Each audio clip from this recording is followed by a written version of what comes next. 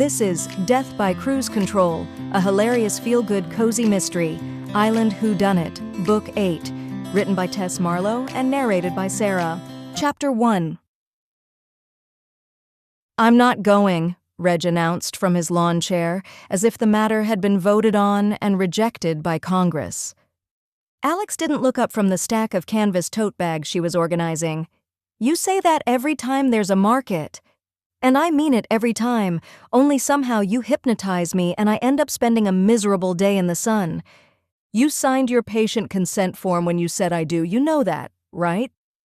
From her perch on the porch railing, Shannon swung one leg idly and squinted at Reg.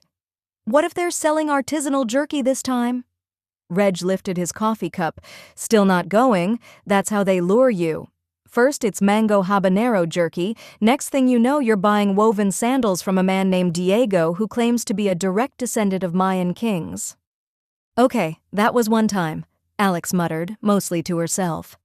Mendoza, leaning against the porch post in cargo pants and mirrored sunglasses, took a slow sip of something iced and pale green. "I took the day off tomorrow." That got everyone's attention. Shannon slid off the railing. "You what?" "I took a day off," Mendoza repeated. "First one in 3 months." Alex blinked. "For the cruise ship market?" "There's a woman who makes hand-painted ukuleles with different marine life creatures. I want one." Shannon let out a low whistle. "Detective Whimsy, reporting for duty." Mendoza cracked half a smile. "Don't tell anyone in the department." "Don't tell Lucian, first of all," Alex added. "He'll try to have you replaced with an AI RoboCop." Just then, Reg groaned and stretched his legs out with exaggerated effort. "While y'all are stampeding each other for chutneys and coconut candles, I'll be on this porch, grilling something red and bloody." "What are you barbecuing?" Shannon asked, suspicious. "Brisket, or whatever's left in the freezer that doesn't scream when I open the lid." Alex raised an eyebrow. "And let me guess, you've bribed Lucian to join you in this endeavor?" "He fixed the router yesterday," Reg said innocently. "It's only fair." As if summoned, Lucian appeared at the edge of the garden path, holding a bag of tortilla chips and looking freshly rested and showered. "Am I being lured?" "You're being fed," Reg corrected. "Fair trade." Lucian paused. "If I go to the market, am I still getting brisket?" "Nope." He nodded. "All right, I'm in." Shannon groaned. "Lucien, you traitor." "I'm weak," he said, sitting on the porch steps and opening the chips. "And brisket has a powerful pull." Alex tucked the tote bags under one arm. "That's fine. The girls will have more fun without you." "We always do anyway," Mendoza said, deadpan. Just then, a familiar sputter came from the path that led to the street. Gary's golf cart screeched to a stop in front of the porch. He hopped out like a man on a covert mission, wearing what could only be described as a nautical-themed leisure suit in hot pink, complete with a straw fedora and a pineapple-shaped fanny pack. Polly, the parrot, was perched on his shoulder, a beaded necklace tangled around one leg. "Show me the singles!" Polly shrieked. "Show me the samples! Show me the secrets!" "Gary," Alex said carefully, "we were just talking about the market tomorrow." Gary beamed. "How do you like my single guy looking for company attire?" He made a small swirl. "I read somewhere that lonely cruise widows have a weakness for men with good taste and a pet companion." Reg rolled his eyes.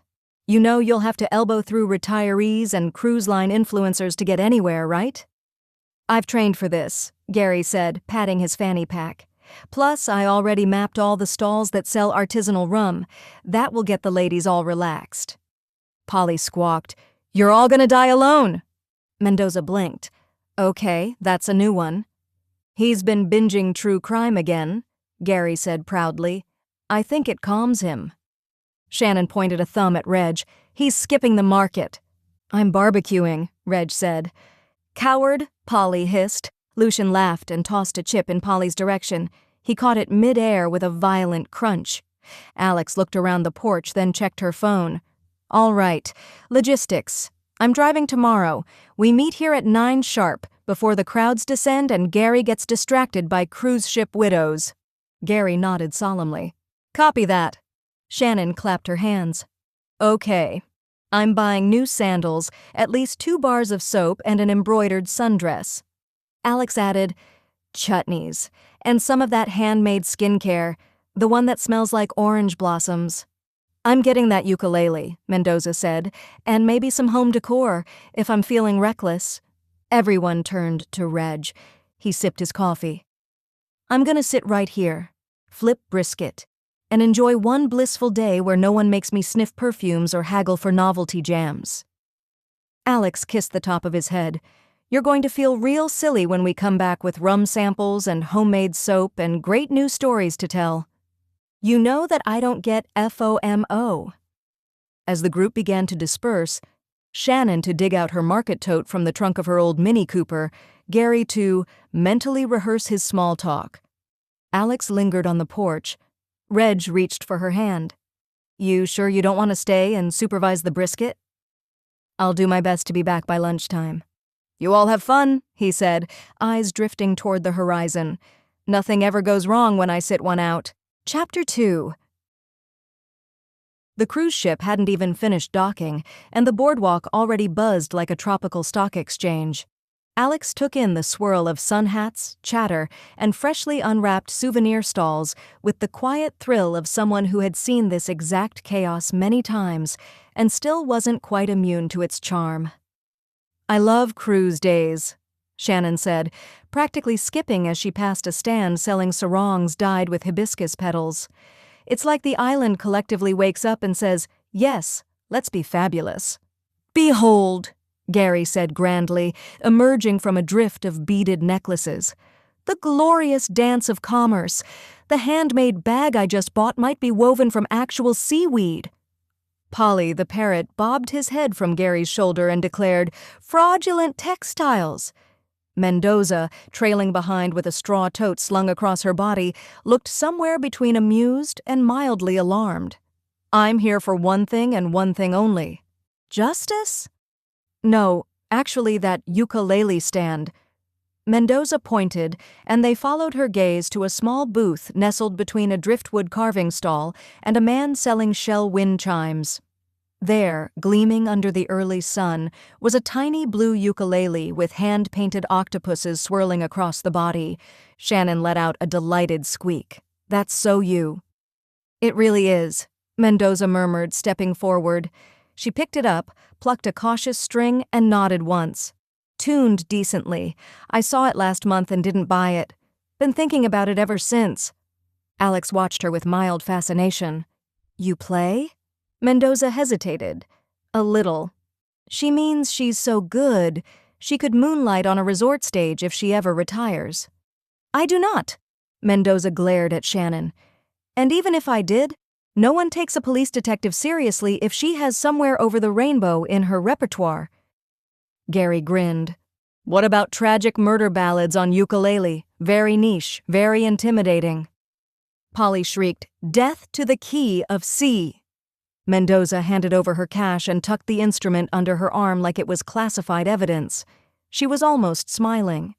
Alex made a mental note. A good ukulele softened even Mendoza's edges. They moved on through the stalls, their little group fanning out slightly.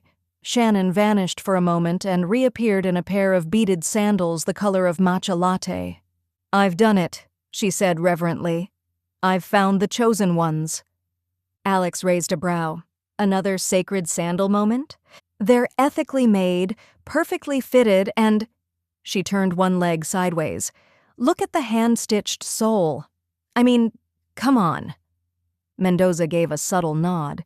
They are nice.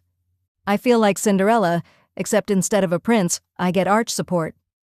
Gary reached into her shopping bag and pulled out her old pair, holding them up by 2 fingers like they were biohazardous evidence. Should I call in a hazmat team? Shannon snatched them back. They're sentimental.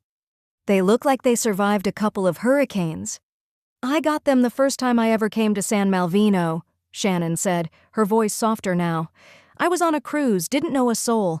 Just wandered into the market and bought these for $5 from a lady who gave me a pineapple slice and told me this island can change destiny. That's when I met Javier." Alex tilted her head. "Change of fate, indeed. Seems like forever ago." "I haven't thought about Javier in months," she added. "Then I saw those sandals and bam, memory lane."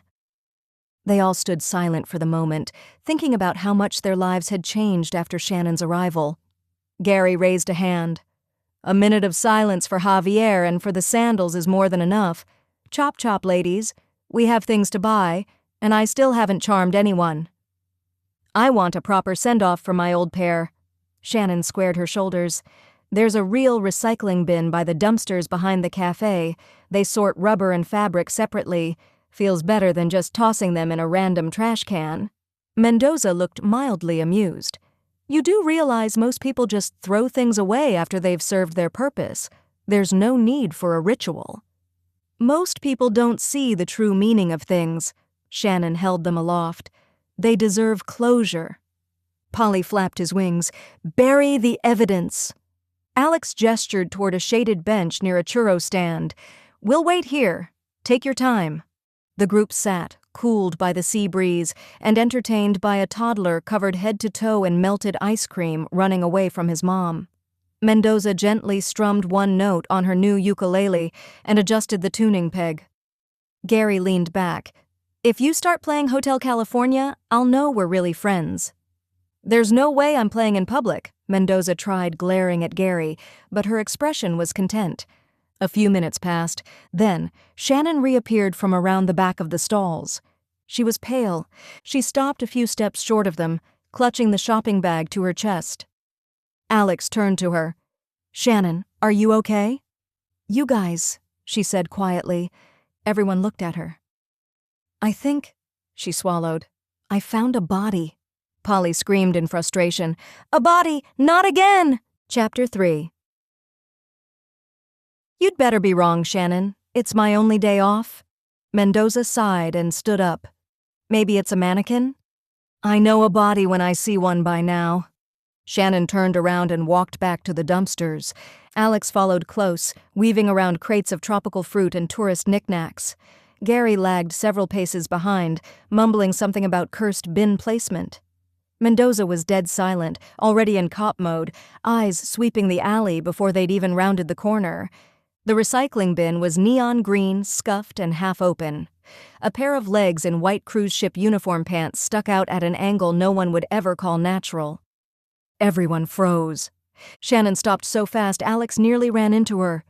"I thought it was just trash," Shannon whispered. "Then I saw the shoes." Mendoza swore under her breath. "Son of a—" She stepped forward, tugged the lid back slowly.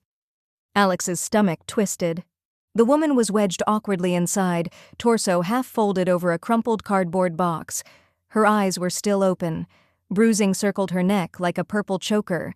Her uniform blouse was covered in stains.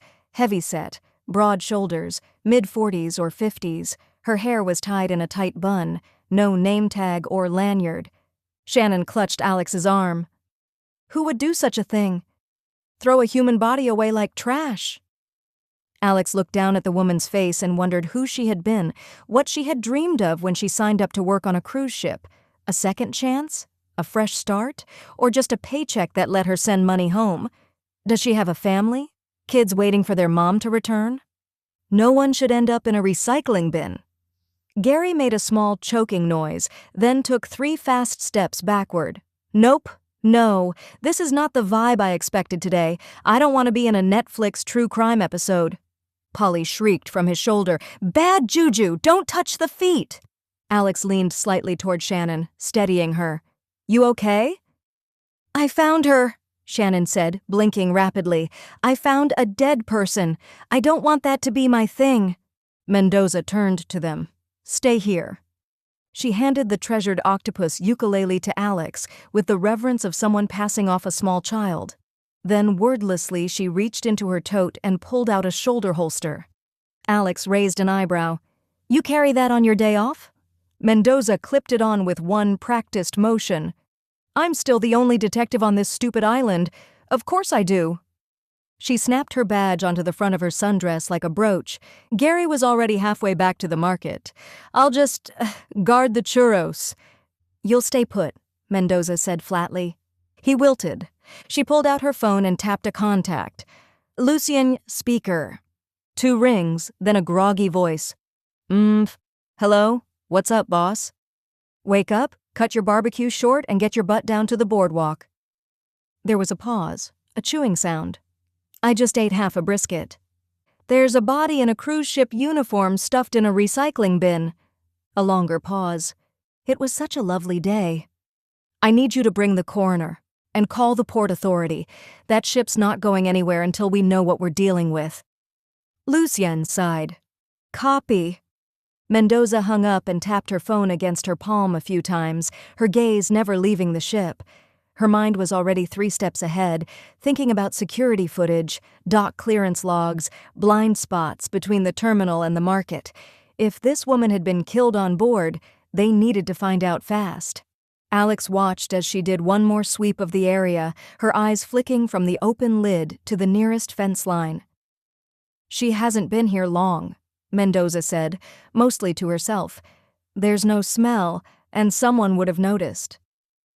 "The cruise ship docked 40 minutes ago." "Means whoever did this was eager to get rid of her while everyone was busy with the descending crowd." Mendoza looked at the humongous cruise ship blocking the horizon. "How did they manage to drop her here?" "Why would someone commit murder on a cruise?" Shannon said, voice still shaky. "Cruises are supposed to be a happy place." "I know, honey," Alex said softly, "but when you cram that many people in a confined space, bad things tend to happen." Gary let out a low exhale. "They make it look so perfect in the ads. Pools, buffets, sunset cocktails. Not once do they say, 'By the way, one of your coworkers might end up strangled and dumped in the garbage bin.'" Polly offered a suspiciously timed whistle. "Too much drama!" Gary lightly tapped the parrot on its head. "Shh, buddy. Use your funeral voice." Mendoza exhaled. "All right, here's what we do. You two," she pointed to Alex and Shannon, "guard the body. Don't let anyone touch her. If anyone gets curious, glare like I do." Shannon blinked. "That seems impossible." Alex smirked. "We'll try." Mendoza turned on her heel and strode toward the boardwalk. Tourist crowds parted around her like the Red Sea. Halfway to the gangway, a uniformed cruise staffer stepped forward, arms crossed. "Excuse me, this area's for passengers only." Mendoza didn't slow. She held up her badge. "Get me the captain," she said. "One of his employees is dead." Chapter 4. Lucien was still wiping barbecue sauce off his fingers when the jeep skidded to a halt at the alley entrance. Reg stepped out, looking very annoyed. "This better be serious. I left half a rack of ribs behind." Bombay jumped from the back seat and gave a low woof, as if he too had opinions on interrupted meat consumption. Lucien held up both hands, still half sticky. "I'm with you on this," but Mendoza sounded dead serious. Emphasis on dead. They pulled up behind the boardwalk, where the crowd noise dulled into the ocean breeze. The bright green recycling container loomed in front of them with 2 legs still sticking out. "Hey, ladies, how's the trash watch?" Alex gave him a dry look. "Don't ask." "I found her," Shannon said quietly. "Just trying to pretend this is my new normal." Lucien peeked inside the bin, then took 2 steps back. "This is not a good view on a full stomach." "Dumpster diving?" came a familiar voice. The coroner, Dr. Elliot Crane, swept in with latex gloves already on and a frown that could curdle yogurt. "I went to med school for this?" he asked no one in particular. "I could have just stayed in Iowa and worked for the Department of Sanitation." Lucien stood. "We're all living our Caribbean dreams, Dr. Elliot." He sighed, popping open his kit. "Let's see. Early to mid-50s. Lividity's set, which puts TOD somewhere between 8 and 10 a.m., depending on how warm it was back here. Strangulation, obviously. Ligature likely fabric-based. See the pattern?" Lucien leaned in, faint indentations, slightly curved. "Drawstring?" "Could be." Something soft but strong. No bruising on the wrists or signs of struggle, so either she was taken by surprise or already unconscious. "No ID cruise uniform." He gestured toward the collar. "Logo's faint." "I see it. Generic cut, no nameplate. Might have been a backup uniform." Elliot exhaled through his nose. "I'll bag and tag her and try to get a cause of death confirmed within the hour." "Appreciate it." He looked at him sideways. "You know what I'd really appreciate?" Lucian tilted his head. "A case that doesn't involve garbage." Bombay sneezed. Lucien gave a salute and headed toward the end of the alley, where two men in pale blue polo shirts stood beside a golf cart labeled Port Authority. Both looked recently napped and deeply annoyed. "Morning," Lucian said. "Officer Carter, I called you 10 minutes ago. I need to talk about that cruise ship." The older of the two, a guy with salt and pepper hair and aviator sunglasses, scratched his stomach. "Which one?" Lucien blinked. "Do you see two of them?" The second man yawned. "What's the issue?" "There's a dead woman in a cruise staff uniform in a bin 20 feet from here. We need to hold the ship." A pause. Then the first guy sighed. "Yeah, that's not gonna happen." Lucien stared. "I'm sorry?" "They're flagged in Uzbekistan. Technically, they're not obligated to comply with local enforcement without clearance from Interflag." "Interflag?" "International Maritime Flag Compliance Registry. All ships flagged under foreign jurisdiction have to be reported through Interflag before we can order holds." Lucian was silent for a beat. "I'm going to pretend I didn't just hear the phrase, maritime flag compliance in a murder investigation." "Look, we're not saying we won't help," the younger one said, holding up his hands. "We're just saying, it's a process. You want to stop them from leaving tonight? That's not happening." Lucian clenched his jaw. "There are 4,000 people on that ship. That's 4,000 suspects, 4,000 witnesses, and probably at least one killer." He leaned forward. "I don't care if it's flagged under Jupiter. Nobody sails until we're done." The two men looked at each other, then at the golf cart, as if it might be their only protection. "I'll call it in," one mumbled. "You do that." Lucian turned and stalked off, mumbling a long string of French profanities, courtesy of his beloved grandma. Captain Ingram waited at the top of the gangway in his immaculate uniform. He gave Mendoza's sundress and badge combo once over, then extended a hand. "Detective," he said, "Laurent Ingram. I was told this was urgent." "There's a dead woman in a cruise staff uniform, dumped in a recycling bin 50 feet from your dock." Mendoza ignored the handshake offer. For a moment, the captain's face held steady, then cracked at the edges. "Good Lord." "Exactly." He stepped aside. "This way." They entered through the staff-only corridor. Mendoza's flip-flops echoed on the spotless vinyl floor as fluorescent lights buzzed overhead. The halls were immaculate, gleaming white walls, blue accent trim, a barely-there scent of industrial disinfectant. Somewhere in the distance, elevator music played a peppy jazz version of "What a Wonderful World."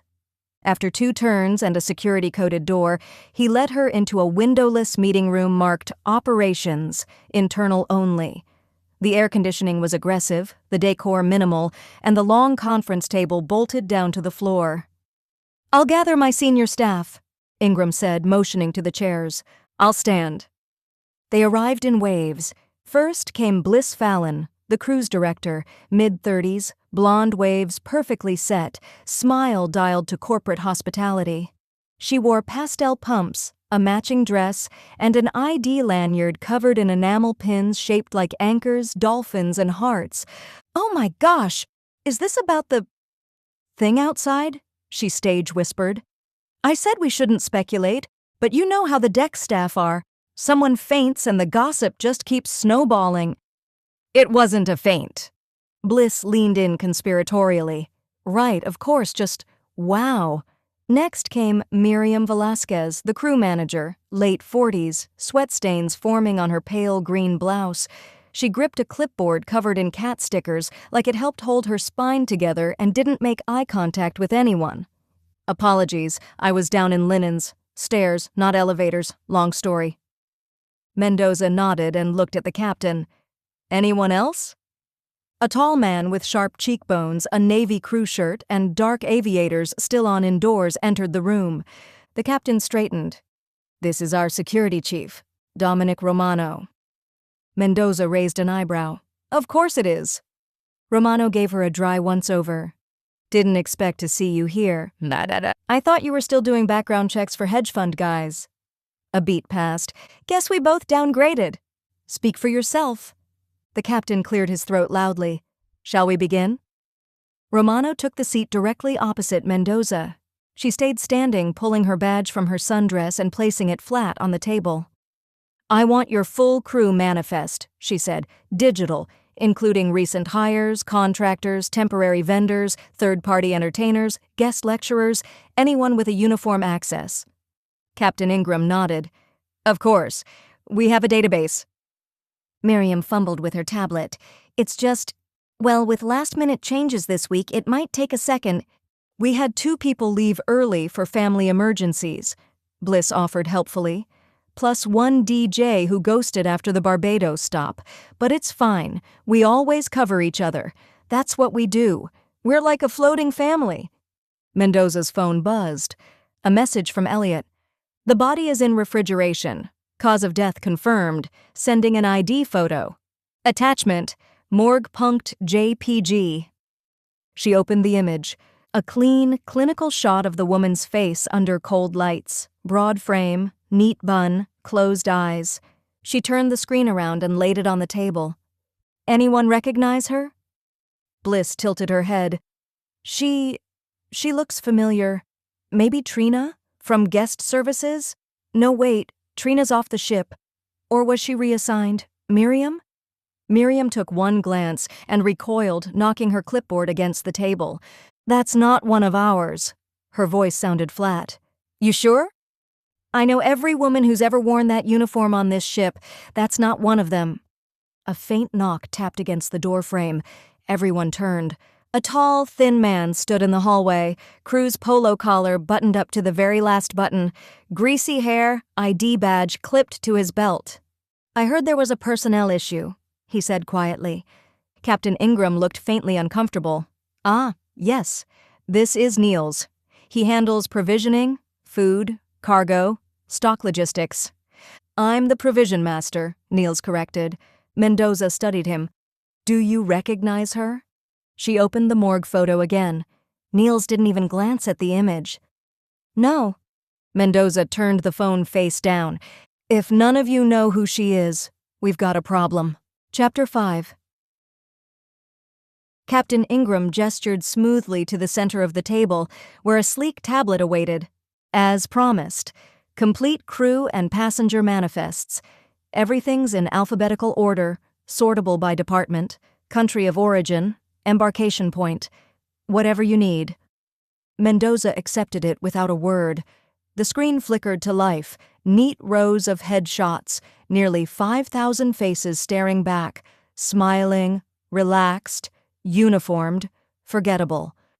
We take record-keeping very seriously, Miriam added, hands folded like she'd just delivered a baby, not a database. Digital excellence, Niels murmured from the corner, where he sat impossibly still, like someone waiting to be activated. Mendoza didn't reply. She began swiping, row after row. It would take a week to get through all of them. Let me know if you'd like assistance narrowing parameters, Ingram offered. I'll manage. Bliss Fallon stood abruptly. I hate to interrupt, but I have to dash. Onboard excursion starts in 15. Local vendors, crafts, very curated. I'm in charge of making it magical. Mendoza looked up. You're leaving? During a murder investigation? Bliss gave a bright, brittle laugh. Oh, I'm not going far. Just the atrium. We can't let one tragedy derail an entire cruise, right? People need normalcy. Before Mendoza could respond, Bliss was gone in a swirl of designer perfume. Mendoza returned to the tablet. Swipe, tap, zoom. She typed a few fake notes into her phone, more for their benefit than her own. This data dump was too perfect, Too fast. A trap made of efficiency. Ingram crossed one leg over the other. Please don't hesitate if any names stand out. We're fully at your disposal, Miriam chimed in. Even Niels nodded, slowly, precisely, like a machine. Mendoza gave it 5 more minutes, studying not just the photos on the tablet, but the faces in the room, all too helpful, too prepared. She knew a stall when she saw one. "Excuse me," she said, rising. "Where's the restroom?" "Out the door, left, past the ship maps and—" "I'll find it." She stepped into the corridor, let the door close behind her, then turned in the opposite direction. A minute later, she stopped beside a decorative lifeboat display, tucked out of the flow of foot traffic. She pulled out her phone and dialed. Lucian answered on the 3rd ring. "Still alive. Still nagging Port Authority about the interflag paperwork. Please tell me you have something useful." "I need you to run facial recognition on the ship's manifest. They gave me everything, too easily. I don't buy it." "On it. Did you memorize the IP?" "It's in your inbox." "Even better." She could hear his typing, followed by a can cracking open.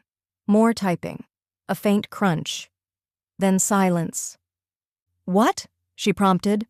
"No matches," Lucien said. "I cross-checked the victim against crew and passengers. She's not in their system."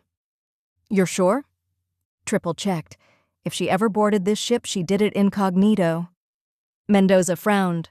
"Then she was planted. Dressed to blend." "Yeah. Actually, there's one more thing. The uniform she was wearing had a navy stripe on the collar. Everyone in their system is wearing plain white." "So someone gave her a counterfeit?" "Close enough to pass a glance, but not official." She turned, glancing back in the direction of the conference room. Maybe that's why they're so eager to help. Too eager. She thought for a moment. "There's an onboard excursion for locals starting about now. Check the booth at the pier. Make sure our people are on it." "You want eyes inside." "Do we have any other option?" "Copy. Who's on the A-team?" "Shannon, Alex, Reggie, Gary if he's vertical. Anyone who won't get thrown off the ship in the first 5 minutes for misbehaving." "I'm on it." She hung up. Alex stirred her iced coffee with deliberate calm while watching a woman in tie-dye pants juggle 3 coconuts and a churro. The cruise ship loomed in the background like a floating shopping mall with an engine, and the shaded cafe they'd chosen, though charming, was dangerously close to the boarding pier. Reg was hunched beside her in a woven chair that creaked under protest, sipping his fizzy drink with a grim resolve. "I hate market days, I hate cruise ships. Now I know exactly why." Alex didn't argue. Across the table, Shannon was poking at the beads on her new sandals and sighing like someone who'd been promised crafts and delivered a corpse. "I just wanted one more stall," she whispered. "Just one more resin pendant." Next to her, Gary was engaged in animated conversation with a woman wearing enormous planet-shaped earrings and a tote bag that read, "Your cat has past lives." Polly sat perched between them, flapping his wings every few minutes and screeching unsolicited commentary. "I read tarot for pets," the woman was saying, stroking a laminated deck. "Your parrot has a lot of air energy, possibly a Libra rising." Gary beamed. "I knew he was emotionally complex." "Destiny!" Polly shrieked. Alex was about to check her watch again when Lucien appeared, waving his phone in the air. "Well," he said, "hope you're all rested and well hydrated. Mendoza says you're going on a field trip." Reg raised an eyebrow. "You're cruise guests now. Congratulations. Get ready to snoop." Shannon perked up like someone had handed her a backstage pass to DesignerCon. "Do we get room keys? Matching visors?" "No. You get plastic badges and a list of things not to touch." Gary threw an arm around his new friend. "I feel like the universe meant for me to join this journey. She was literally just telling me I'll meet my destiny on a big ship." The woman nodded solemnly. "My tarot don't lie." Reg set his drink down. "If I can't bring Bombay, I'm not going." Lucian didn't even blink. "They allow emotional support dogs." Reg grunted approvingly. Bombay gave a single dignified tail thump under the table. Alex stood and smoothed her shirt. "We boarding now?" Lucian nodded toward the pier.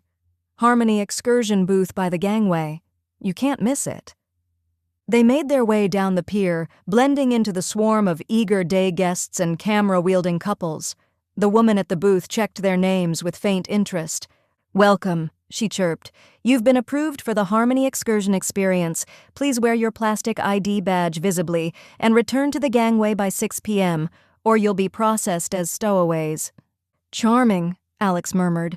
They each took a badge, white plastic rectangles with a cartoon dolphin in a captain's hat, and moved toward the gangway just as the glass doors parted.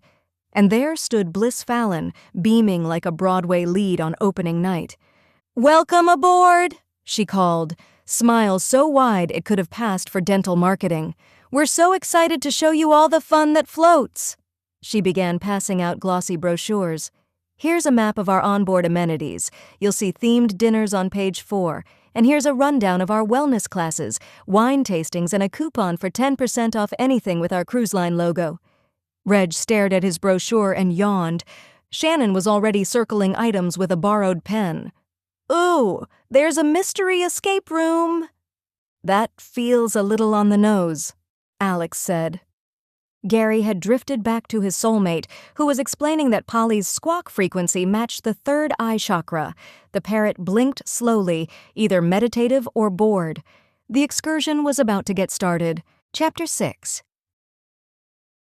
Bliss Fallon was in full pitch mode, her voice bouncing off every polished rail and fake teak floorboard like a tennis ball. "And on deck 8, we have not one, but 2 tapas bars, because when you're at sea, your appetite doubles."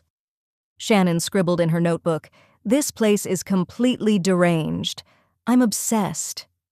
Next to her, Gary was sipping a mango smoothie and trying to pet Polly while holding court with a couple in matching tiki shirts. "I'm getting deep cruise energy," he said. "Like a spiritual vortex." Polly flapped. "His energy's low." Bliss didn't blink. "And here we have our Serenity deck. It's adults only, with sunrise yoga, mood lighting, and glow-in-the-dark shuffleboard." Gary nodded solemnly. "This is either paradise or a social experiment." Shannon pointed to a disco orb above the bar. "Did that thing just give me a wink?" Reg trailed the group, hands in his pockets. Bombay padded quietly at his side. The ship was clean, too clean. Not the functional clean of a warship, but the over-polished gleam of a cruise ship trying too hard. Hallways curved without function. Door frames looked retrofitted. One corridor ended in a wall that didn't match the surrounding structure. He slowed. Alex matched pace. "Problem?" "That hallway's 10 feet short," he said. "Shouldn't be." She raised a brow. "You mapped the place already?" "I've walked enough decks to know when something is wrong." Up ahead, Bliss gestured toward the panoramic elevator. "This lift gives you a full view of the atrium sculpture, hand-blown by a Latvian glass artist who only works during lunar eclipses." Gary gasped.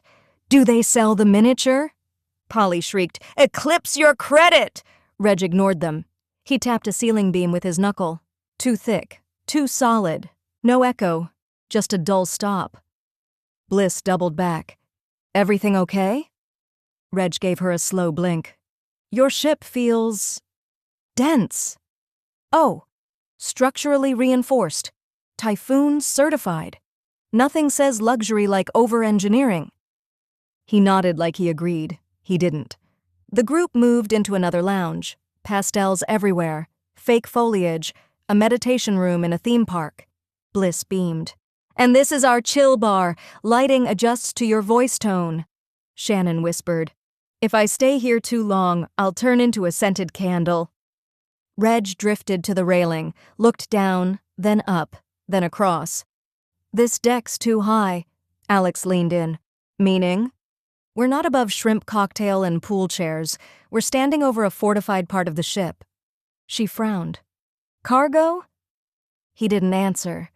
He was watching trim lines, load balance, waterline curve. Things most tourists don't usually notice. "This ship's sitting low," Bliss's voice chirped from behind. "And over here we have our eucalyptus steam room, curated by a Scandinavian humidity therapist." Reg didn't turn around. "They're missing a floor," he said quietly. Alex stared. "Like a secret one?" He nodded once. No other reason for the layout, and we're standing on top of it. The moment Bliss twirled off toward her next tour group, Reg gave Alex a single nod. That was all they needed. The team dispersed, faking mild interest in the actual cruise. Shannon wandered off toward the staircase, calling over her shoulder, "I'm just exploring, definitely not casing the upper decks." Gary drifted toward the lower decks with his new soulmate, still talking about tarot and natal charts. Reg moved starboard with Bombay, counting the bulkheads. The math was all wrong. Alex stayed within sight, relaxed, casual, exactly the kind of woman no one remembered. That was the point. She lingered by the railing, distracted enough to ignore, alert enough to clock passing crew members. Above, on the highest public deck, Shannon looked down the railing, then froze. She leaned into the railing as if admiring the view, then angled her phone down and started recording. Below, the cargo bay doors were open. Several figures in civilian clothes were unloading crates and duffel bags to the port. A guy who looked vaguely familiar seemed to be waiting. All of them moved very fast and kept looking over their shoulders. A few decks down, Alex's phone buzzed. She winced. "Gary? Is Reg there?" "No. Why?" A clatter came through the line. Then Gary started whispering fast. "Emergency. Polly flew into a creepy door behind a striped uniform guy. I repeat, the bird is behind enemy lines." Alex blinked. "Back up. What striped uniform guy?" "One of the crew, but not normal. Different collar, different vibe.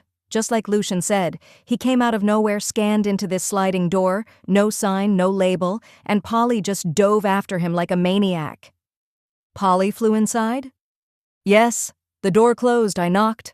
Nothing. He's still in there. So is Polly." "Where are you?"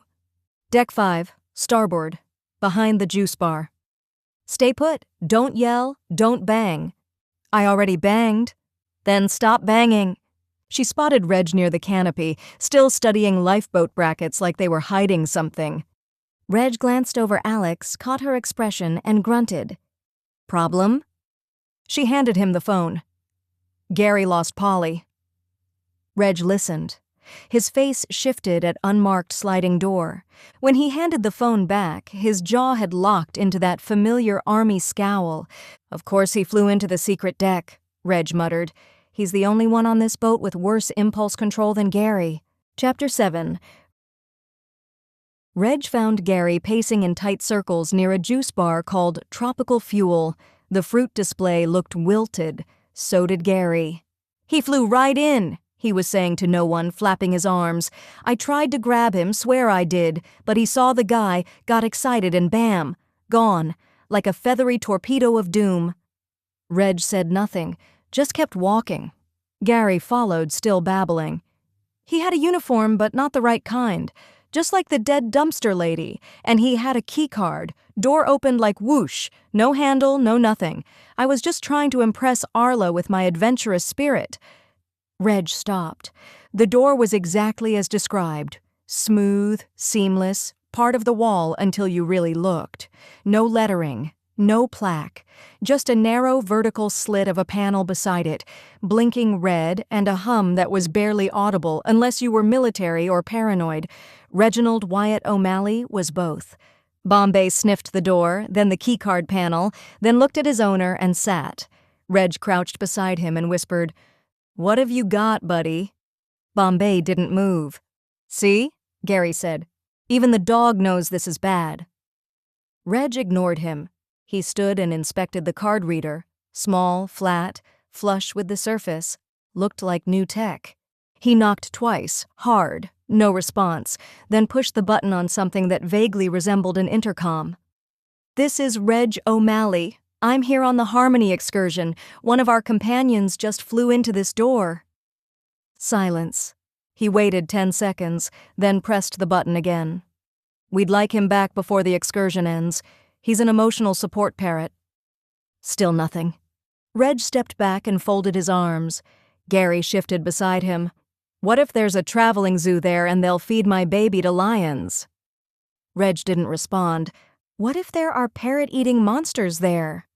"Gary, stop spinning out of control more than usual," Reg muttered. "We'll get your bird back." I'll hold you to that. Reg pulled out his phone and snapped a quick photo, then typed, "We've got a sealed hallway." Polly flew in. Bombay won't leave it. Pretty sure this is what we've been looking for. 5 seconds later, Mendoza replied, "On my way." Romano was pretending to be deep in thought when Mendoza stopped the pointless scrolling of the digital manifest and stood. "Dominic, I need your assistance. One of my friends lost their parrot in a crew corridor." Romano gave a slow blink. "Why are your friends on board?" "They came for the locals' excursion." Romano wasn't sure he believed her, but he stood and followed her anyway. They made their way through the narrow passageways toward the lower deck, past a smiling crew member wheeling a suspiciously heavy towel cart. When they reached the hidden panel door, the scene was exactly as described. Bombay at full alert, Reg watching the door with military stillness, Gary flapping beside them like a nervous wind chime. "There it is," Reg said flatly. Romano stepped forward.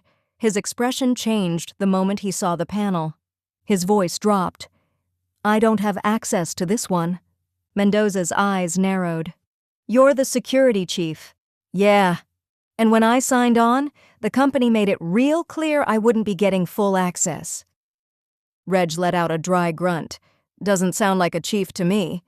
Romano ignored him. "Look, this job came with boundaries. They wanted someone with experience, but who doesn't ask too many questions." Mendoza folded her arms, her badge catching the overhead light. "And you were just the right level of obedient." Romano bristled. "I'm following the contract. You're enabling it? You're out of your jurisdiction." Mendoza stepped closer. "The body was found in my jurisdiction, which means I can detain you as a material witness for up to 24 hours. Romano's mouth tightened. "That's a reach." "You want to test me?" she asked. "Go ahead. I'll have you cuffed and off this ship before dinner service." There was a long pause. Bombay gave a quiet whine, still locked on the door. Romano glanced at him, then back to Mendoza. "Even if I wanted to help, I can't. That access doesn't go through me." "Then who?" He didn't answer. Mendoza took another step forward, close enough that the fake cheer of the crew's hallway behind her faded into silence. "Who has the key, Dominic?" He looked away. "It's above my level." "Tell me who it is." He flinched. "I need this job. I need that bird, and I need to know what's behind this door before someone else ends up dead." Romano didn't respond. "Last chance." He stayed quiet. Mendoza looked him dead in the eye. "Fine, then we'll breach." Chapter 8. Lucian's phone buzzed with a new text from Shannon. It opened to a video clip. Shaky, zoomed in from above. The angle was from one of the top decks. He tapped play. 4 men in regular clothes were unloading crates from the ship's cargo door. They looked nervous and twitchy. Every few seconds, one would look over his shoulder. Lucian swore under his breath. "Oh no, no, no, no!" He zoomed in on the video. "Are cruise ships even supposed to unload cargo? Why do I feel like the answer is no?" The Port Authority office was a white prefab cube baking in the sun. Lucian stepped in, greeted by the smell of too many lunches, reheated by too many sweaty men. He walked up to the counter. "I need someone to look at this video. Now." The guard, a stocky man with a crusty baseball cap and a generous salt and pepper beard, peered at the phone. "This was taken today?" "5 minutes ago at most." The guard frowned. "That's weird. There's no cargo scheduled to unload today, especially not from the cruise ship." Lucian's stomach dropped. "That's what I was afraid of." A minute later, the man was on his feet, pulling out his radio and motioning to another officer. "We'll check it out. You coming?" "I'd really prefer not to," Lucian said, following anyway. He glanced at the security guy's holstered weapon and regretted not bringing anything more than a phone and a laptop. Maybe the laptop would work as a shield, he thought, but then again, it was too precious. They moved along the side of the dock, sticking to the shaded edge of the terminal. Lucian's heart thudded in his ears. "Bombay would have handled this better. I'm a tech. I'm not trained for standoffs. Or am I? I don't know anymore." He paused by a mirrored window and looked at himself. "You're a brave, capable, underpaid professional," he told his reflection. "Now go get shot at, I guess."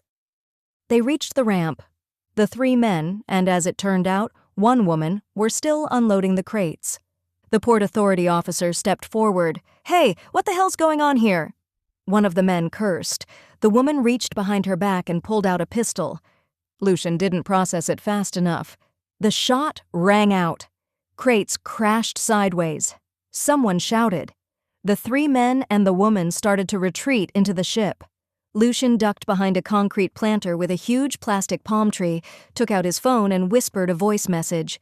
"Mendoza! Shots fired! Port side! They're running back into the ship!" He pressed his back against the planter, breathing hard, heart jackhammering in his chest. Why would some random guys from the cruise ship have guns?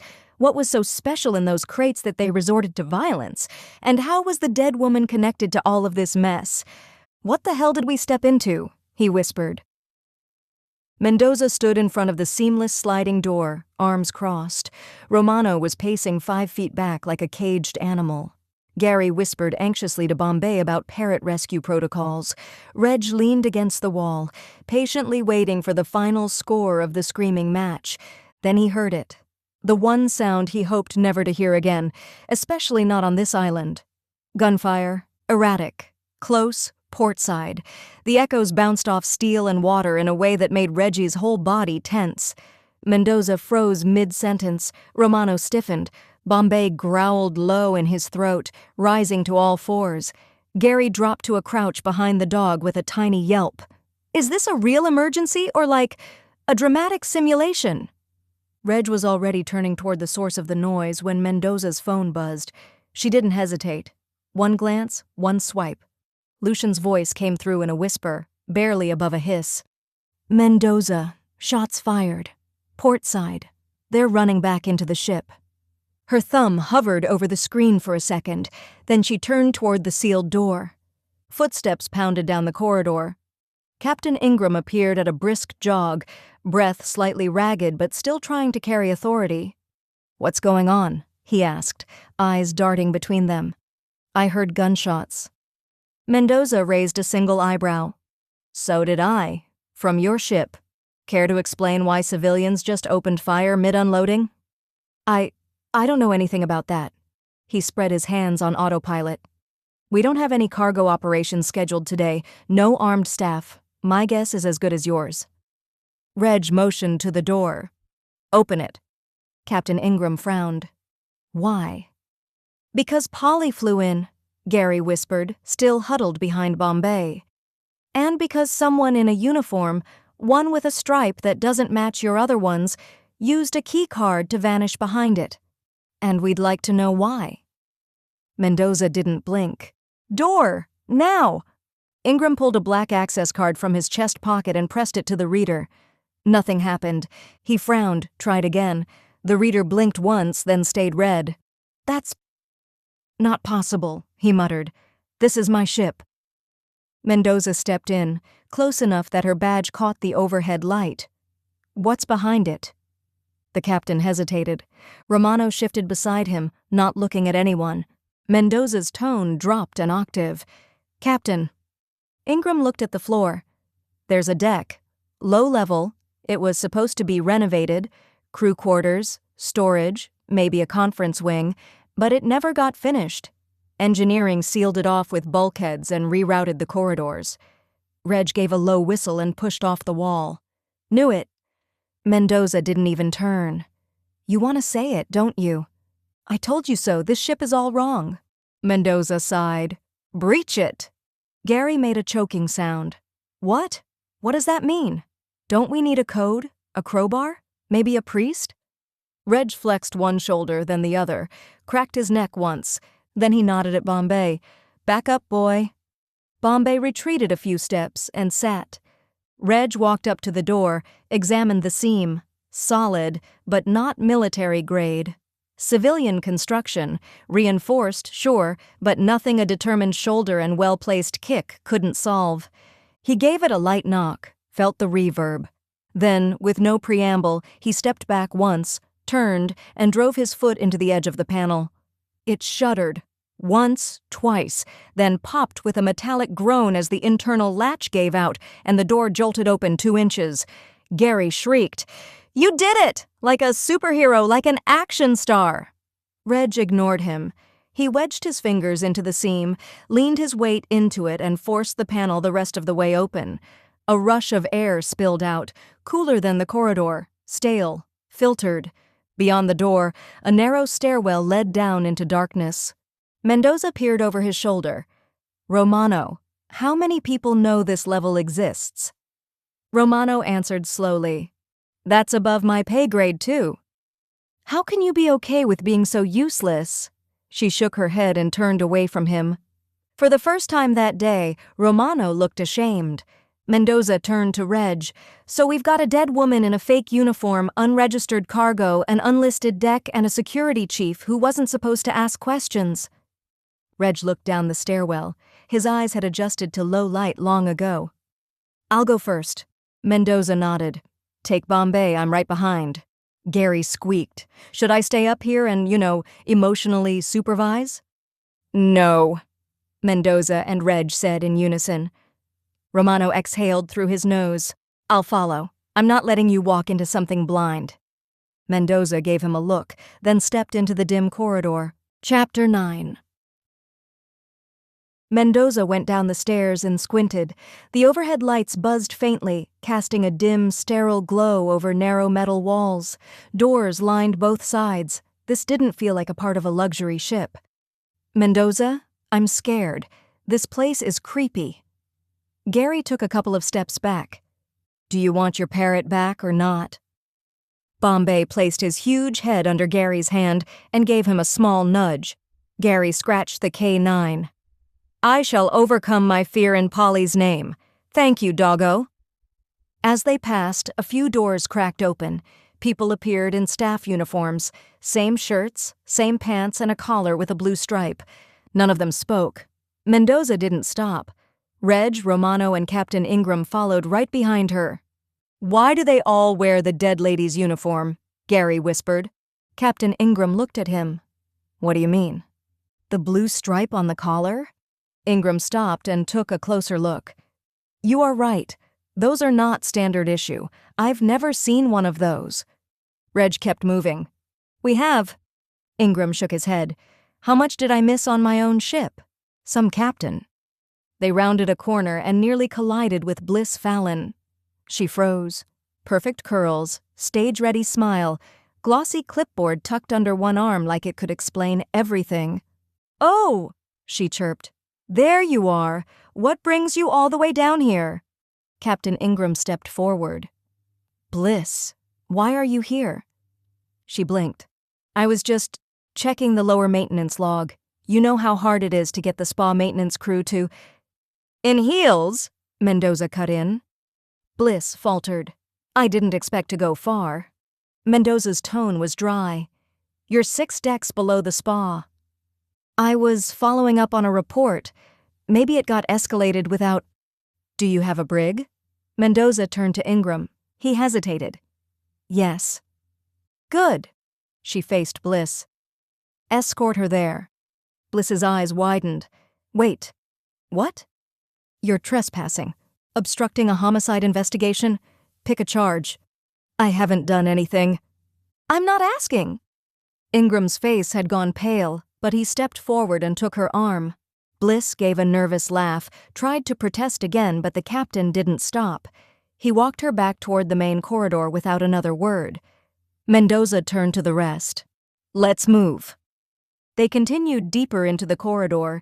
Fewer doors now. The lighting flickered every third panel. The hum of the vents sounded louder. Then they heard a painfully familiar squawk. "Dead lady! Wrong uniform!" Gary bolted forward before anyone could stop him. "Polly!"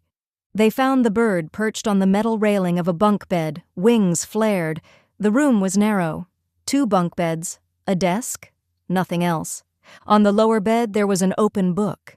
Gary rushed in and scooped Polly into his arms, muttering something about losing years off his life and going gray in all the wrong places. Mendoza crossed to the bed.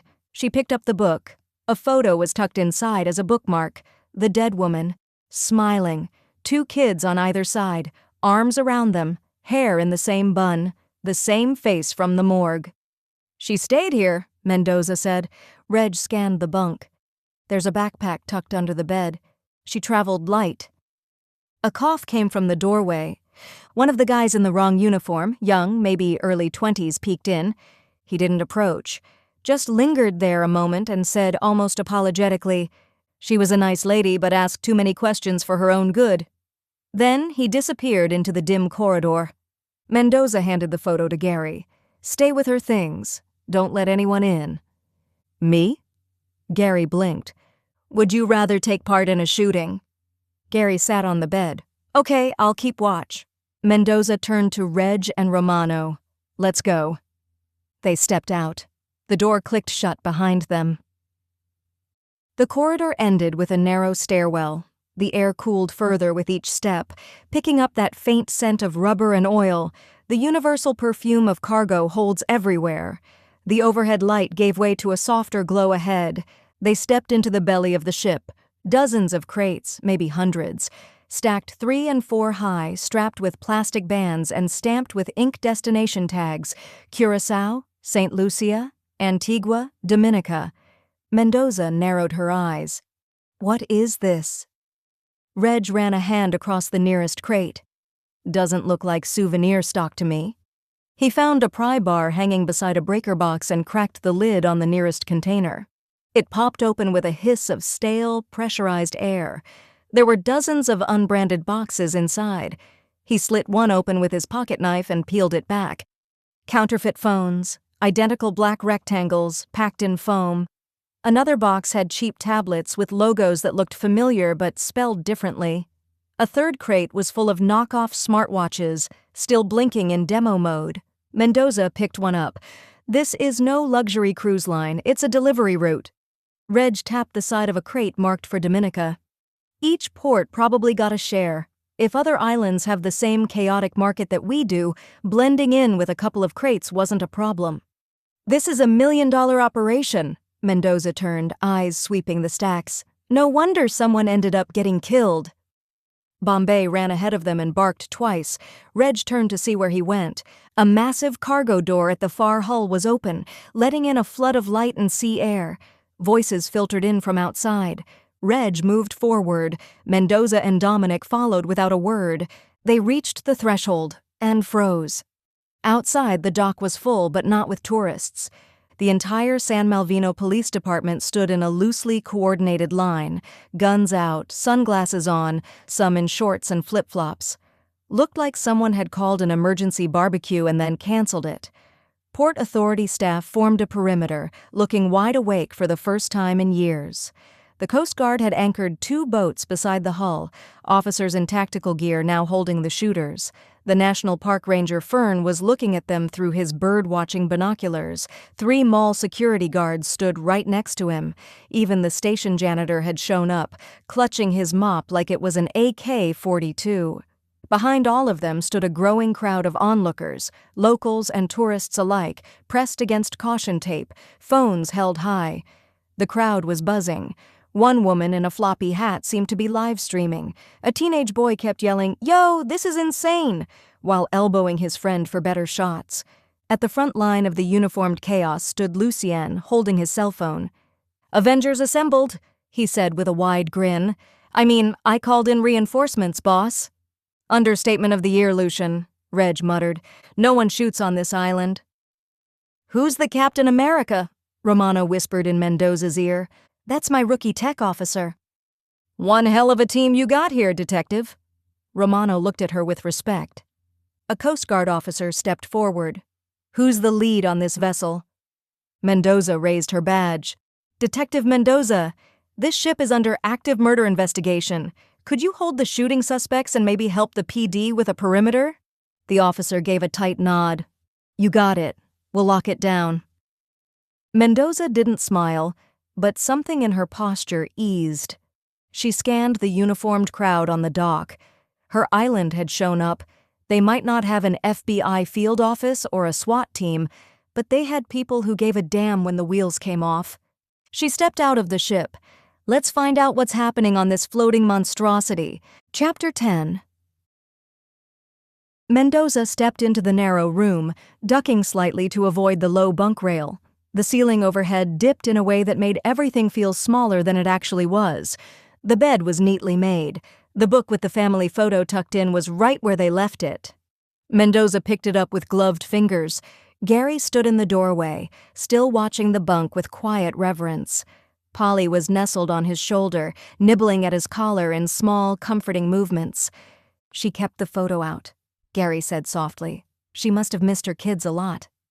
Mendoza didn't answer. She opened the book and flipped through the pages. Generic fiction. Nothing remarkable. But the margins were all scribbled in neat pencil handwriting. Bliss?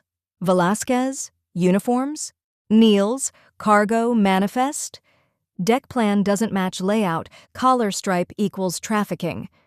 Seems like she was investigating this ship. Lucian hovered in the doorway, fingers already flying across his phone. Do we have a name? Reg crouched near the foot of the bed and reached for the backpack. Inside the front pocket there was a plastic wallet, a toothbrush, a pencil, and a navy blue passport. He handed it up to Mendoza. Here. She opened it. Photo matched. Name, Danica Mejia. Birthplace, Belize. Issued 3 years ago. Lucian, she said, already extending it over her shoulder. Run her through the access database, the one we don't have access to officially. On it! Mendoza moved to the closet, slid the metal door aside. 2 spare uniforms, both with that same faint navy stripe on the collar, neatly folded. No official nameplates. One jacket still had a dry cleaning tag attached. She was given these, Mendoza said. Someone wanted her to blend in. Reg stood and dusted his palms. You don't keep your life in a single backpack unless you expect to move fast. Mendoza nodded. Let's talk to the rest. The hallway outside the bunk room was calmer now, but the tension still clung to the air like humidity before a storm. Mendoza led the way, flanked by Reg and Romano. Bombay padded silently ahead, as if he already knew where they were going. They passed the first door on the left. A young man peeked out, then ducked back quickly. The next was wide open with a woman standing inside looking worried, wearing a crew's staff shirt with the telltale navy-striped collar. She didn't shut the door fast enough. Mendoza stopped. We need to speak with you. The woman hesitated, then gave a wary nod and motioned them in. Inside were 2 more people. One sat on the upper bunk, back against the wall. The other was perched on the lower bunk, eating from a sealed meal tray. No cruise logos, no plastic smiley face. Just food. Rations. Mendoza stepped in. No one here is under arrest. We're not here to harm you. We're here to understand what's going on. The woman from the doorway crossed her arms tighter. You already know. Tell us anyway, Mendoza said. In your words. They said we'd make it to the States. Eventually, island by island. We just wanted to start a new, better life. Mendoza nodded slowly. Who arranged for you to get on the ship? The woman looked toward the eating man, who wiped his mouth and stood. She didn't give a name, he said. Latina, wide frame, runs around like a headless chicken with a clipboard. Romano frowned. What clipboard? With a cruise logo and cat stickers on it. Miriam Velasquez? 3 heads nodded. She gave you the uniforms? Mendoza asked. Yes, the man said. Said it was so we wouldn't raise suspicion. Said if anyone saw us, they'd just think we were part of the cleaning crew, or laundry. Did she ever mention the captain? Romano asked. The woman shook her head. Never. I don't think he knows. And Bliss? The lady in high heels? Mendoza asked. I saw her once, the woman on the top bunk said, voice quiet. She walks by like she doesn't see us. Like if she pretended we weren't there, it wouldn't be her problem. She didn't organize this, the man added. But she knew. She had to. Only 3 of them from the official crew went through this corridor. 3? Miriam, Bliss, who's the 3rd one? That creepy man. He kept staring at us. Mendoza looked at Romano. Bet that's your buddy Niels. And the woman who died? The first woman swallowed. I don't think she was really planning to get to Estados Unidos. Why do you think so? She kept asking questions, and last night I saw her go down that staircase. We are not allowed to go there. Mendoza stood in the middle of the room and scanned their faces. Did any of you see her after that? No one answered, but their eyes all went to the floor. We'll come back for proper statements, Mendoza said. You're not in any trouble. Just stay put. She turned to leave, then paused. If anyone here needs any help or wants to speak to family, tell Gary, the man with the bird. That got a small, confused smile from one of the bunks. Mendoza stepped back into the hallway. So, Reg said, we've got unofficial uniforms, unofficial shipments, and now an unofficial human trafficking route. I need to find Miriam, Mendoza said. Romano rubbed his jaw. She won't run. She's too proud. But she'll be hiding. Somewhere she thinks she still has control. Then help me find her. Chapter 11. The cruise ship felt quieter now, seemed like half of the music blasting from shops and restaurants was finally off. I want Velasquez and Niels in custody, she said, scanning every turn. Now! Romano didn't argue. He peeled off without a word and walked in the other direction. Captain Ingram hesitated, then followed Mendoza, clearly unsettled by everything unraveling on his ship. They swept through a crew hallway lined with cleaning carts and supply lockers. The atmosphere was grim. Doors that had been casually propped open earlier were now shut, footsteps behind walls, whispers beneath the low hum of air conditioning. Mendoza didn't bother knocking. She threw open the first supply closet. Empty. Mops. Detergents. No one. The second one had a housekeeping cart blocking the door. She shoved it aside. Inside, hunched between linen bundles like a bird cornered in its own nest, was Miriam Velasquez. She clutched her pad to her chest and looked at them wild-eyed. "Miriam, stand up," Mendoza said flatly. Miriam blinked once, then twice. I was just looking for something. Cleaning supplies." Mendoza held out her hand. "Stand up. Now." "I didn't know, Miriam's voice shook. "I didn't do anything myself. I just kept it organized. Niels said it would be temporary, just a little extra side hustle." "That's not a side hustle, that's organized crime." She cuffed Miriam and turned to Ingram. "Captain, escort your staff manager to the brig." Ingram looked like he wanted to say something, anything, but words failed him. He stepped forward, took Miriam gently by the arm, and led her away without ceremony. Mendoza watched them go, then tapped her radio.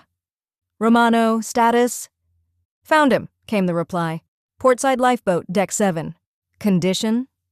A pause. Then, "He's sitting in it," like he was waiting for departure. Mendoza blinked. "Is he armed?" "No, I'm on my way." She found Romano leaning over the edge of lifeboat 3, one hand gripping the railing. Inside, Niels sat cross-legged on the bench like a kid in timeout, hands folded in his lap. The same eerie calm he had in the morning, like nothing happening outside his head ever quite made it in. "You planning to row yourself to Aruba?" Mendoza asked. Niels looked up. "This vessel is equipped with high-yield flotation and solar-powered navigation beacons." "Not the answer I was looking for." He blinked. "I assumed I was being detained." Romano stepped back to let her handle it. Mendoza gestured toward the deck. "Out." Niels obeyed without resistance. "You going to talk?" Mendoza asked. "I think I'd prefer to wait for legal counsel." "Fair enough. Romano, take him to the brig." Romano gripped Niels by the elbow and began walking. Then, without looking back, he said over his shoulder, "You were right, Angela. About everything. I screwed up." The operations internal-only room felt colder than before. Miriam sat hunched over, cheeks pale. Bliss looked like she was trying to remember how to breathe through her nose. Niels stared at the wall. Mendoza stood on the other side of the table, arms crossed. "I want to make something clear," she said. "You weren't just bending the rules.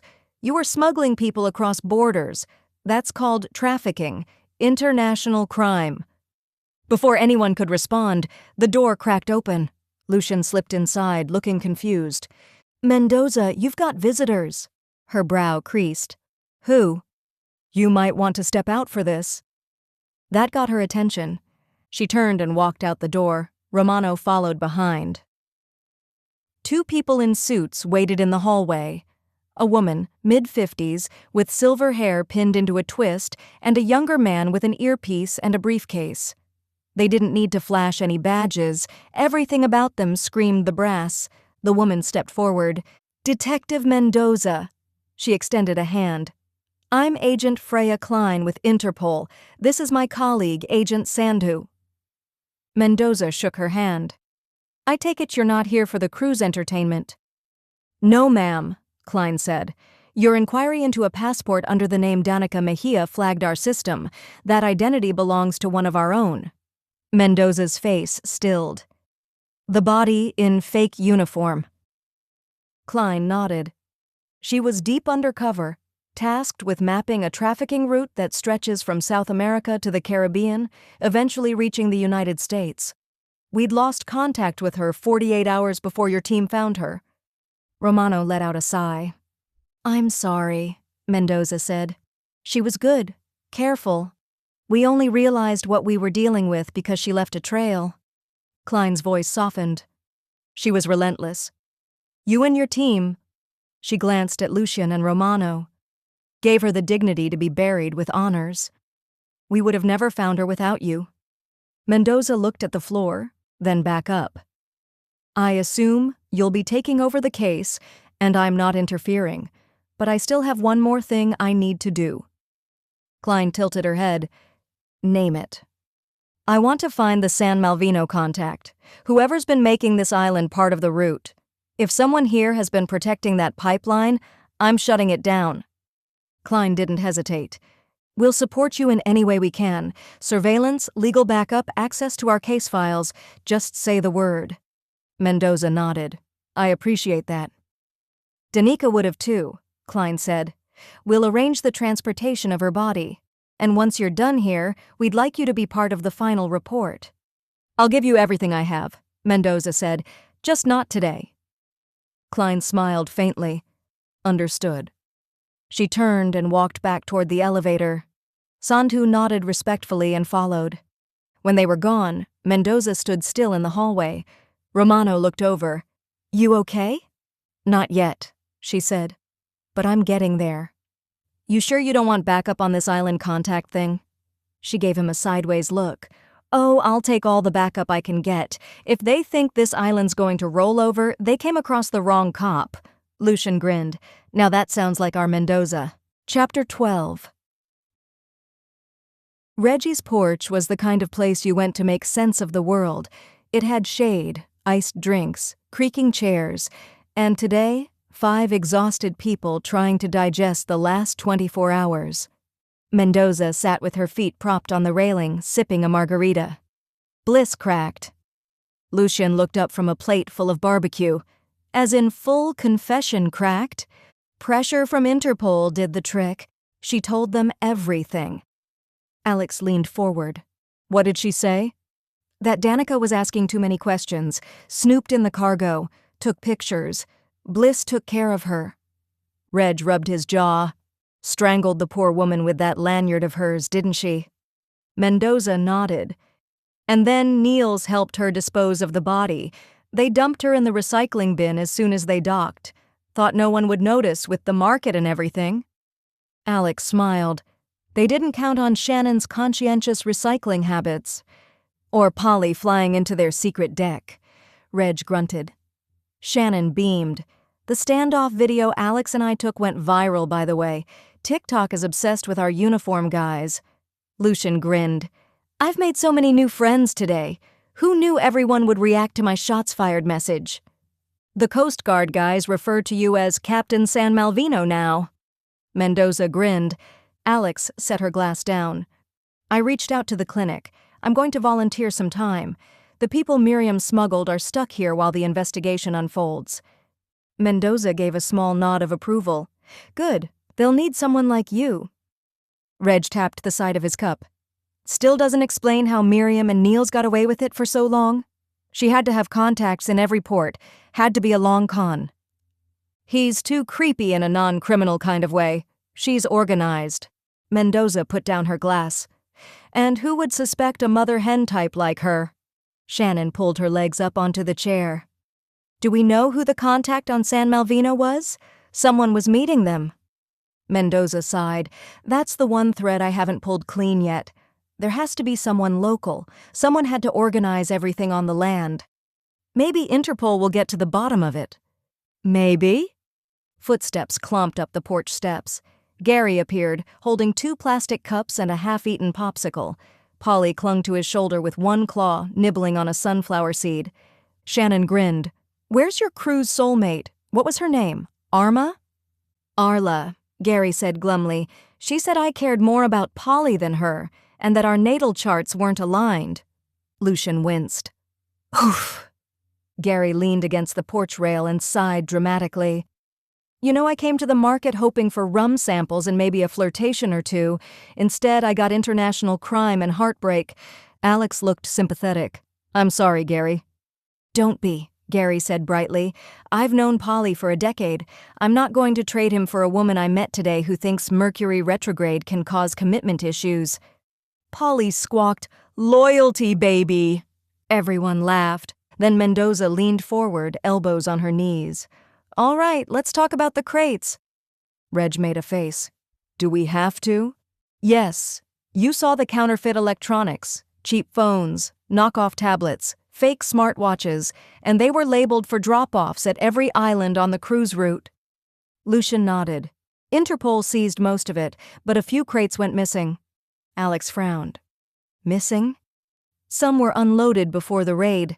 It's possible someone here already received a shipment. Mendoza muttered, I just don't know where on this island someone would even sell that kind of thing.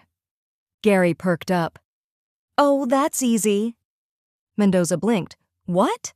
Buying shady tech on San Malvino? Pfft. He whipped out his phone.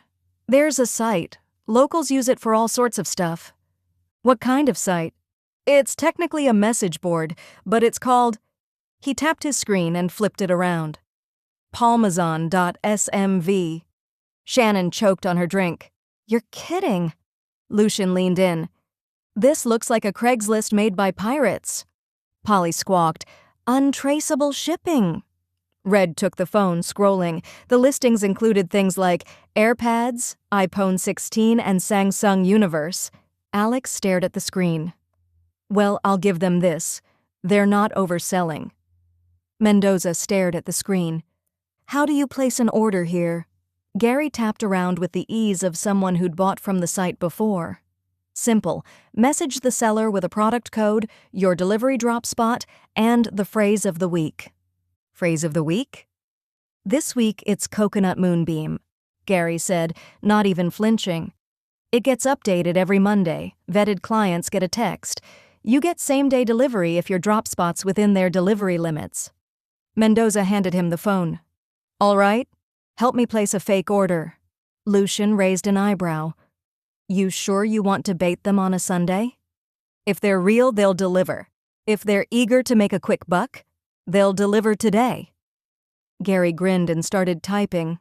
Polly bounced from his shoulder to Mendoza's arm, watching like a tiny, feathery supervisor. What are we ordering? Gary asked. Something flashy and impossible to ignore? So, a tablet that calls itself a pear book and comes in glow-stick green? Exactly. Gary hit send. Chapter 13. Reg groaned and slumped deeper into the porch chair. Haven't we had enough adventure for one day? Mendoza didn't blink. Nope. I want to catch the guy selling counterfeit electronics before he disappears into the jungle with a crate of knockoff AirPods. Gary raised his hand. Technically, they're called AirPads. Reg turned his head toward Alex. I still have half a brisket to finish, and there are some perfectly barbecued ribs. Alex patted his shoulder. If you eat all that meat in one day, your heart will explode, and I love you too much to become a widow. She gave him a kiss. Get up, let's go help our friend. Lucian stood and stretched. I'm sitting this one out, boss. Somebody has to walk the dogs, and Bombay's earned his slice of brisket today. Reg looked at him with suspicion. "Don't you dare touch my ribs." Mendoza, Reg, Alex, and Gary climbed into Reg's Jeep and headed for the meetup point, an abandoned tourist kiosk near the harbor that once promised eco-Segway adventures. Gary couldn't stop vibrating in his seat. Should I act nervous or confident? I feel like nervous is more believable, but confident says I've done this before. "Gary," Mendoza said, "if you say one more word before we arrive, I will arrest you." He mimed, zipping his lips. The sun was low, casting long gold streaks across the dock. Boats rocked lazily in the water. A distant steel drum band played something vaguely upbeat and totally out of rhythm. Reg parked a few feet away. Gary assumed his position by the kiosk. They waited. 3 minutes later, a small electric scooter rounded the corner. It sputtered up to the curb with theatrical flair. The driver hopped off, mid-20s, tan, and somehow wearing mirrored sunglasses and a backward cap over gelled hair. His blue vest read, "Palmazan Prime" across the back in stretched vinyl letters. "Oh no," Reg said. "You've got to be kidding me." Mendoza didn't look away. "You know this guy?" "Arturo Gomez, ran the family's jewelry front back when the Gomez crew was smuggling diamonds and Labradors." "Wonder if he still remembers Ms. Alexandra Romanova," Alex said with a thick Russian accent. Reg smirked. "That's hard to forget." Arturo strutted up to the kiosk with a plastic bag in hand. "Are you Mr. Flanagan? Got your order right here." Gary stepped forward. "Sure am." He tried to lean on the counter but missed and smacked his elbow. Arturo popped the bag open. Inside was the pear book in glowstick green. "Please check your order." Before Gary could respond, Mendoza stepped out of the car. "Police! Arturo Gomez, you are under arrest!" Arturo froze. "Oh, come on, not again." "Same dumb crime!" Polly screeched from Gary's shoulder. Arturo turned pale. "I didn't smuggle anything in a cruise ship, I'm just logistics." Reg looked out of the car window and smiled. "And yet, here you are again. What are the odds?" "Hey, I know you. You were with that Russian lady last time. How is your dog?" Mendoza snapped cuffs on his wrists. "You have the right to remain silent. I strongly suggest you use it." Arturo groaned. "I thought I was doing everything right this time." Next morning, Reg was back on the porch for his coffee with Bombay sunbathing in the grass. A moment of much-needed solitude. When footsteps approached up the gravel path, he didn't even look up. "If you're here to ask for help with another smuggling ring, I'm gonna pretend I don't know you." Mendoza's voice came dry as ever. "Relax, Colonel. You're off the clock." Reg smiled and looked up. Mendoza stood at the edge of the porch in sunglasses, a plain t-shirt, and what might have been a faint smile, though it could also have been a trick of the light. Alex poked her head out from the kitchen door. "Coffee?" Mendoza nodded. "God, yes." Reg gestured to the chair beside him. "You want to sit or just deliver more bad news?" She sat, just tying off the last loose ends. Arturo was running this whole thing through what was left of his family's operation. A little tech here, a little hush-hush shipping there.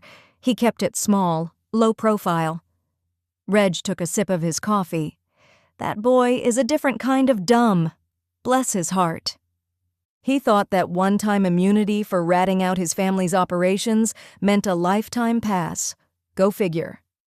Alex reappeared with a mug in one hand and something small in the other. She handed over the coffee, then held out the second item. It was the ukulele. Mendoza blinked. "I thought I lost it." Alex smiled. "You gave it to me for safekeeping right after we found the body." Mendoza took it carefully. "Right. That whole morning is such a blur." Reg raised a brow. "You actually play, or it's just a pretty souvenir?" "I play," Mendoza said quietly, running a thumb across the strings. "That thing kept me sane yesterday. Thinking I might never see it again almost unhinged me more than the gunfire." Polly chose that moment to flap onto the railing. "Strum, cop lady!" Mendoza smiled and strummed a soft chord. It was slightly off tune, but somehow perfect. A few notes drifted into the morning breeze. Alex sat beside Reg. So, the case is closed? Mostly. Interpol's taking the rest. They're tracking the offshore financials and whatever records Niels had buried in that lifeboat. The trafficked passengers are safe. Danica will receive a posthumous honor for bravery. She paused. I gave a short statement last night. Said she was a hero. Reg tipped his mug in her direction. She deserved that. Who would have thought a market day would turn into a standoff with international crime? Mendoza smirked. Honestly, you all made it work? I don't say this often, but I'm grateful. Polly puffed up. Thank the parrot. Reg pointed at Polly. Not too loud. It's still technically morning. And why are you even here? Go home. Mendoza tucked the ukulele under her arm. I should go, but I figured I owed you an update and a thank you. Alex tilted her head. You okay? Mendoza looked at her, then at Reg. Then finally, the ocean. I'm good. Just very tired. Then she adjusted her sunglasses, nodded once, and disappeared down the path. The breeze picked up again, soft and warm. Alex leaned against Reg's shoulder. Do you think she'll ever take a real vacation? He shrugged. Not unless she breaks both legs. Bombay whuffed in agreement from the lawn. Polly flew over, landed on his back, and screeched, That woman is unstoppable! Closing credits. This has been Death by Cruise Control, a hilarious feel-good cozy mystery. Book 8 in the Island Whodunnit series. Written by Tess Marlowe. Narration produced and directed by Maureen Gazarian. Audio created using 11 Labs multi-voice narration technology. Thank you for listening.